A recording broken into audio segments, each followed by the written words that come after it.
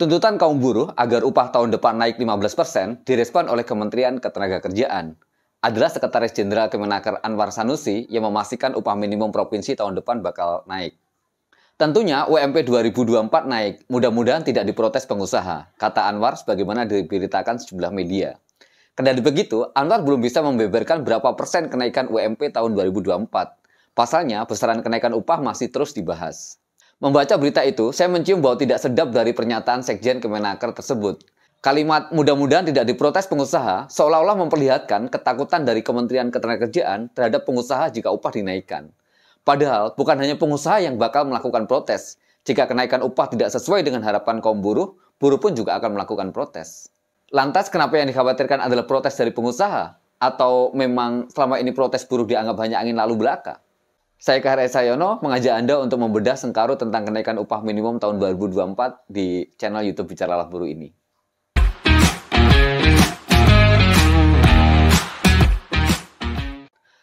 Saya kecewa berat dengan Kementerian Ketenagakerjaan yang menyatakan bahwa mudah-mudahan kenaikan upah tidak diprotes oleh pengusaha.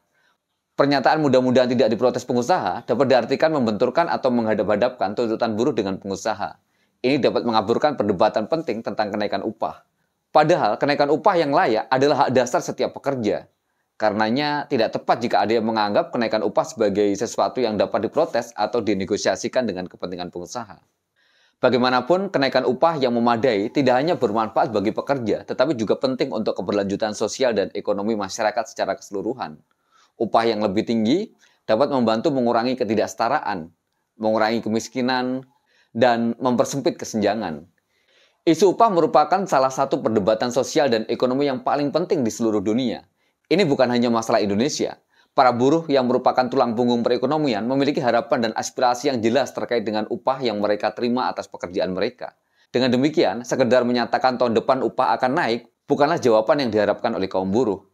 Yang harus dipastikan adalah kenaikannya tidak kurang dari 15% sebagaimana yang selama ini diserukan dan dituntut oleh kaum buruh. Jadi, sekali lagi, ini bukan sekedar tentang upah tahun depan akan naik, tetapi juga harus dipastikan bahwa kenaikannya sesuai dengan harapan kaum buruh, yakni 15%.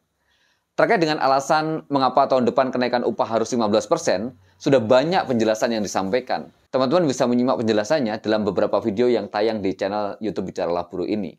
Tetapi lebih dari itu, yang tidak boleh kita lupakan adalah bahwa upah yang layak bukan hanya sekedar tentang hak, tetapi juga menjadi prinsip dasar hak asasi manusia. Setiap individu berhak mendapatkan upah yang layak. Dalam hal ini, kenaikan upah yang memadai akan membantu buruh meningkatkan kualitas hidup kelas pekerja.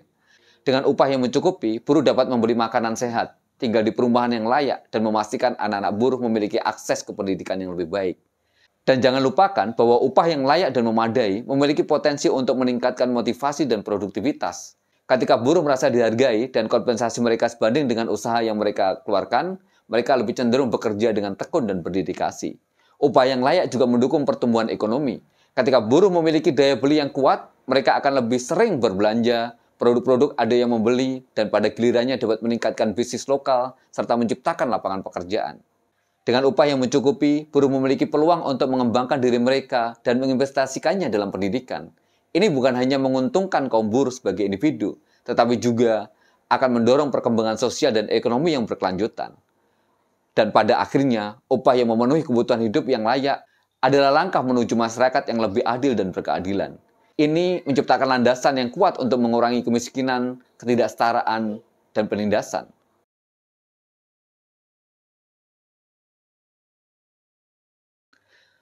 Saya masih sering mendengar ada yang mengatakan bahwa tuntutan kenaikan upah yang dilakukan buruh itu karena buruh tidak bersyukur dengan apa yang saat ini didapatkan. Terhadap pernyataan seperti itu, saya mau bilang, tuntutan kenaikan upah adalah bukti kepedulian dan keinginan untuk memperbaiki kondisi kehidupan, bukan tindakan yang tidak bersyukur. Satu hal yang harus kita ingat, bahwa upah tidak hanya berdampak pada ekonomi, tetapi juga melibatkan isu sosial, politik, dan hak asasi manusia. Oleh karena itu, tuntutan kenaikan upah seharusnya tidak disalahartikan sebagai tindakan tidak bersyukur. Ada beberapa hal yang menjadi landasan mengapa upah buruh harus naik. Yang pertama, kenaikan biaya hidup. Perubahan dalam biaya hidup adalah realitas yang dihadapi oleh masyarakat pada umumnya. Dalam kaitan dengan itu, tuntutan kenaikan upah adalah respon terhadap lonjakan biaya, lonjakan harga-harga, seperti harga makanan, perumahan, pendidikan, perawatan kesehatan, dan lain sebagainya. Ini merupakan upaya untuk menjaga keseimbangan dalam menghadapi ketidakpastian ekonomi. Kedua, kesejahteraan keluarga. Upah yang mencukupi bukan hanya tentang pemenuhan kebutuhan hidup pribadi, tetapi juga tentang kesejahteraan keluarga. Keluarga pekerja seringkali merasakan beban finansial yang besar karena standar upah minimum hanya berlaku bagi individu, bukan bagi keluarga. Dan oleh karena itu, kenaikan upah adalah cara untuk menjaga dan meningkatkan kualitas hidup keluarga mereka. Yang ketiga, pekerjaan adalah kontribusi. Pekerja adalah elemen penting dalam keberhasilan suatu perusahaan.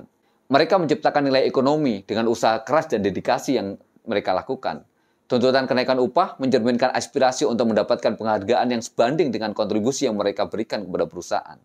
Yang keempat, mengurangi kesenjangan ekonomi. Kesenjangan upah dan ketidaksetaraan ekonomi adalah isu yang mendalam bagi masyarakat saat ini. Dalam kaitan dengan itu, tuntutan kenaikan upah adalah langkah dalam upaya untuk menciptakan masyarakat yang lebih adil dan setara. Kesejahteraan ekonomi yang merata adalah tujuan yang layak untuk diperjuangkan. Dan yang terakhir, yang kelima, hak asasi manusia. Hak pekerja untuk mendapatkan upah yang adil adalah hak asasi manusia. Dengan demikian, tuntutan kenaikan upah adalah bagian dari perjuangan untuk menjunjung tinggi nilai-nilai kemanusiaan, nilai-nilai hak asasi.